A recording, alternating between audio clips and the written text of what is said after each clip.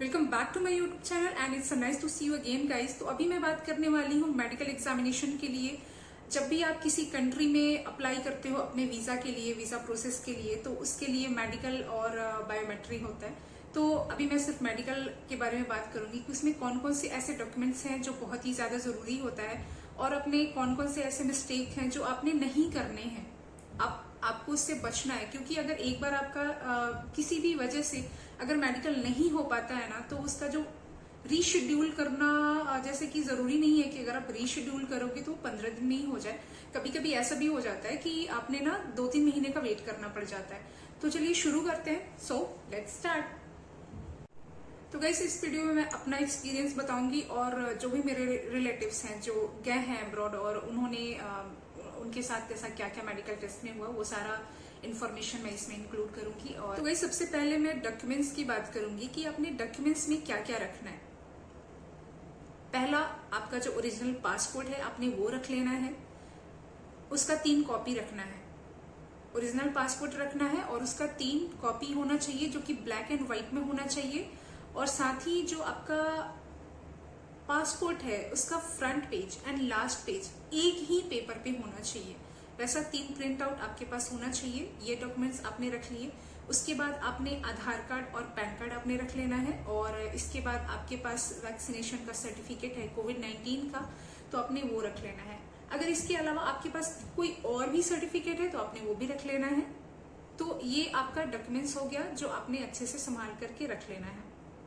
अब जब भी आप जाने वाले होते हो तो एक दिन पहले आपको कॉल आएगा ही आएगा। मतलब ऐसा मेरे हस्बैंड के साथ भी हुआ था और मुझे भी कॉल करके पूछा गया था कि आपने कल आना है या नहीं आना है।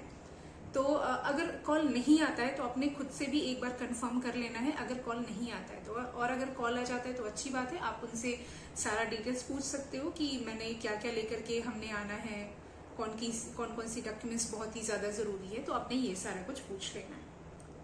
और जो भी आपका स्पेसिफाइड टाइम होता है गाइस, आपने उसी टाइम पे पहुंचना है। अगर आप पहले जाते हो तो हो सकता है कि आपका पहले हो जाए। अगर जो कैंडिडेट आने वाले होते हैं अगर वो नहीं है तो आपका पहले हो सकता है, बट आप कोशिश करो कि आप अपने टाइम पे ही जाओ, तो ज्यादा बेटर होगा। और अगर आप चश्मा पहनते हो तो आप वो भी आप लेकर के जाओ। और जरूरी नहीं है कि आप खाली पेट जाओ, कुछ खाना, हल्का फुल्का खाना खा करके आप जा सकते हो। तो गाइज, जैसे ही आप वहां पे पहुंचते हो, रिसेप्शन पे आप जाते हो, तो सबसे पहले वो आपसे आपका पासपोर्ट 3 प्रिंट आउट जो आपने निकलवाया था, वो कोविड वैक्सीन का सर्टिफिकेट, और इसके साथ ही वो आपसे पूछ सकते हैं कि आप कोई और भी सर्टिफिकेट लेकर के आए हो या नहीं। और अगर आप नहीं लेकर के आए हो तो आप उनसे बोल सकते हो कि नहीं, जो आपने मुझे लिस्ट भेजा था मैंने सारे डॉक्यूमेंट लेकर के मैं आया हूँ या आई हूँ, तो इतने में ही आपका काम हो जाएगा। लेकिन आप एक दिन पहले जरूर आप कॉल करके वहाँ उनसे वेरिफिकेशन कर लो कि कुछ ऐसा एडिशनल कोई ऐसा तो नहीं है जो डॉक्यूमेंट्स मुझे लेकर के आने हैं, तो आप एक दिन पहले उनसे पूछ सकते हो। तो अपने रिसेप्शन पे अपना पासपोर्ट, कोविड-19 का certificate, Aadhaar card and pan card आपने दे देना है। इसके बाद वो आपसे कुछ क्वेश्चन पूछेंगे, जैसे कि आपके बॉडी पे कोई टैटू है या नहीं है। अगर आपके बॉडी पे कोई टैटू है तो आपको कुछ एक्स्ट्रा फी पे करने होंगे, तो आपने वहां पे बता देना है कि हाँ टैटू है। एंड मुझसे ये भी पूछा गया था कि आप अपनी गाड़ी से आए हो या ट्रेन से या बस से, आप कैसे आए हो, तो मैंने बताया कि मैं ट्रेन से आई हूँ। तो इसका फायदा मुझे ये मिला कि जहाँ पे भी एक्सरे के लिए जाना था या ब्लड इन्वेस्टिगेशन के लिए मुझे जाना था, ब्लड टेस्ट करवाने जाना था, तो वहां पे वो अपनी गाड़ी भेजते हैं। जितने भी वहां पे कैंडिडेट होते हैं उनको ये फैसिलिटी दी जाती है। एंड इसके बाद वहां पे एक रूम होता है जहाँ पे आपका हाइट, वेट और आई साइट चेक किया जाता है कि आपको अच्छे से दिखता है या नहीं दिखता है। तो इसमें घबराने की कोई बात नहीं है। वो बस एक नॉर्मल अपना इंफॉर्मेशन आपके बारे में रखते हैं कि आपका जो भी हेल्थ कंडीशन है वो कैसा है। ऐसा नहीं है कि अगर आपको कम दिखता है या कुछ भी है तो कनाडा का वीजा अप्लाई नहीं होगा, ऐसा कुछ भी नहीं है। आप बिल्कुल ना डरें। अगर आपको हल्का कम दिखता है या कुछ भी है तो आप वहां पे आराम से बता सकते हो। तो जैसे आप जब भी आई चेक कराने जाते हो तो जैसा इन्वेस्टिगेशन होता है ना, वो पढ़वाते हैं सारा लेटर्स, तो वो वहां पे भी वैसे ही होता है। तो आपसे हर एक चीज जो भी है वो पढ़वाएंगे, आपसे देखेंगे कि आप दोनों आंख से ऐसे ढक ढक करके वो देखते हैं, चेक करते हैं कि आपको दोनों आंखों से अच्छे से दिखता है या नहीं दिखता है। उसके बाद आपका हाइट, वेट चेक होगा और वहां पे 2700 फी मुझे पे करना पड़ा था। और फी वेरी कर जाता है क्लिनिक टू क्लिनिक, तो इसमें कोई बड़ी बात नहीं। एंड आप कोशिश करो कि आप कैश ही लेकर के जाओ, क्योंकि कई जगह पे ऐसा होता है ना कि QR कोड, पे फोन, पेटीएम चलता नहीं है, तो आप कोशिश करो कि आप अपना कैश ही लेकर के जाओ, तो आपके लिए बेटर होगा। एंड उसके बाद जनरल एग्जामिनेशन किया जाता है, और ये सबसे ज्यादा मोस्ट कंज्यूमिंग टाइम होता है। आपका जो 3 टेस्ट होता है ना, एक जनरल एग्जामिनेशन होता है, एक्सरे होता है और ब्लड टेस्ट होता है। तो जो जनरल एग्जामिनेशन होता है ना, इसमें सबसे ज्यादा टाइम लगता है, तो इसमें आपका 3 से 4 घंटा लग सकता है। तो आप इस टाइम पे फोन ना यूज करो, वो आपके लिए बेटर होगा। क्योंकि मैं थोड़ी देर के लिए बाहर चली गई थी ना, मेरा नाम अनाउंस हो चुका था। मैं जैसे ही आई तो मैंने पूछा कि मेरा नाम अनाउंस हुआ या नहीं, तो उन्होंने कहा कि आपका नाम तो अनाउंस हुआ था बट आप थे नहीं, तो आप अभी 1 घंटे और वेट करो। तो मुझे 1 घंटा एक्स्ट्रा वेट करना पड़ा था। तो अगर आप चाहते हो कि आप वेट ना करो, तो आप फोन वहां पे ना यूज करो, आप एकदम कॉन्शियस रहो कि हाँ, अगर वो आपका नाम बोलते हैं तो आप वहां पे जाओ रिसेप्शन पे और पूछो कि।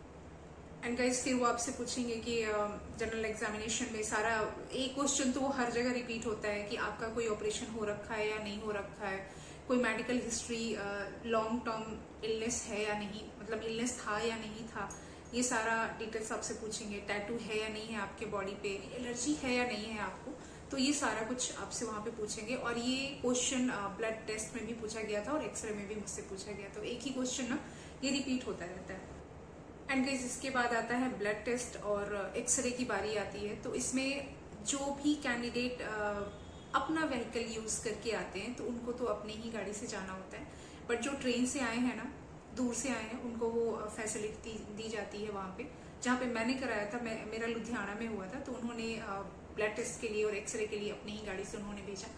तो ब्लड टेस्ट में थोड़ा सा टाइम लगता है, ज्यादा टाइम नहीं लगता है, आधे घंटे 1 घंटे बैठने होते हैं। वहां पे आपका यूरिन सैंपल लिया जाता है और ब्लड सैंपल लिया जाता है। यूरिन कलेक्शन मतलब एक डब्बा होता है, उसमें आपने यूरिन देना होता है, और ब्लड टेस्ट के लिए वो थोड़ा सा ब्लड कलेक्ट करते हैं। एंड इसके बाद वो आपको रिपोर्ट नहीं देंगे, वो डायरेक्ट इमिग्रेशन को जाता है। आपने जिस भी कंट्री के लिए आपने अप्लाई कर रखा है, तो वो टेस्ट आपका उसी कंट्री का जो इमिग्रेशन है वहां पे जाएगा। एंड मेरा ब्लड टेस्ट में 1200 लगा था। एंड ये क्लिनिक टू क्लिनिक वेरी करता है, तो कभी कभी किसी किसी कैंडिडेट में होता है कि 6000-7000 भी लग जाते हैं टोटल कॉस्ट मिला करके। ये नहीं कि ब्लड टेस्ट का नहीं, मतलब टोटल कॉस्ट मिला करके ना कभी कभी लग जाता है। एंड इसके बाद बारी आती है एक्सरे की। तो एक्सरे में क्या था कि वहां पे भी 1 से 1.5 घंटा लग गया था मेरा, ज्यादा नहीं लगा था। तो यहाँ पे भी हम 15-20 लड़कियां एक साथ अंदर गए थे, जहाँ पे एक सेपरेट रूम होता है, वहां पे एक एप्रन होता है, वो हमने चेंज करना होता है। और बारी बारी से वहां पे वो पासपोर्ट से आपका चेहरा मैच करेंगे कि आपका पासपोर्ट जो भी है उस पर आपका चेहरा मैच हो रहा है या नहीं हो रहा है, तो वो वहां पे मैच करते हैं। उसके बाद आपका एक्सरे किया जाता है। जब एक्सरे करते हैं तो आपको डीप ब्रीथ करने के लिए बोलते हैं, मतलब लंबा सांस खींच करके होल्ड करने के लिए बोलते हैं। तो उतने देर तक आपने होल्ड करना है, और उसके बाद फिर वो आपका एक्सरे हो जाएगा, और यहाँ से भी आप अपना रिसिप्ट लो और यहाँ से आप फ्री हो गए। तो जब आपको वो बोलेंगे ना कि आप सांस लो, तो आपने एंड होल्ड करना है थोड़ी देर तक। उसके बाद फिर आपने एक्सपायरेशन करना है, मतलब सांस को छोड़ देना है। तो एंड अब बारी आती है मिस्टेक की, जो आपने अवॉइड करना है। तो पहली बात कि जब भी आपको कोल्ड है, कफ है, कोराइजा है, कुछ भी है, तो आपने एक दिन पहले कॉल करके पता कर लेना है कि मुझे कोल्ड, कफ, कोराइजा है या कुछ भी है, फीवर है, तो अपने पता कर लेना है कि मैं आऊं या नहीं आऊं। बिकॉज कभी कभी क्या होता है ना कि आपने मेडिकल टेस्ट दे दिया और किसी वजह से आपको रीशेड्यूल अगर किया गया, तो एक तो आपका टाइम तो बर्बाद होगा ही, वेस्ट होगा। उसके साथ साथ आपको हो सकता है कि कुछ चार्जेस देने पड़े, या फिर दोबारा से आपने जो फी आपने दिया था ना, आपको दोबारा से वो सारा देना पड़े।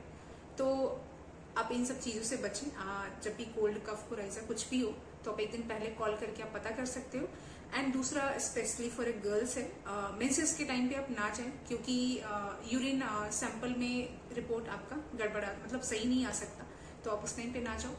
एंड आप कोशिश करो कि आप कंफर्टेबल कपड़े पहन के जाओ, क्योंकि वहां पे आपको बहुत देर बैठना पड़ सकता है। तो गाइज ये रहा आज का। एंड अगर आपको कुछ भी कंफ्यूजन लग रहा है तो आप मुझे कमेंट में पूछ सकते हो। एंड इसके बाद भी अगर आपका प्रॉब्लम सॉल्व ना हो तो आप मुझे इंस्टा का लिंक मैंने डिस्क्रिप्शन में डाल रखा है, तो आप वहां से पूछ सकते हो। एंड मेरी तरफ से सबको ऑल द बेस्ट रहेगा जिन्होंने भी अपने मेडिकल के लिए अप्लाई कर रखा है, और भगवान से प्रार्थना यही रहेगी कि आपका वीजा जल्दी से जल्दी आ जाए। And thanks for watching, do like, share and subscribe if you like this video.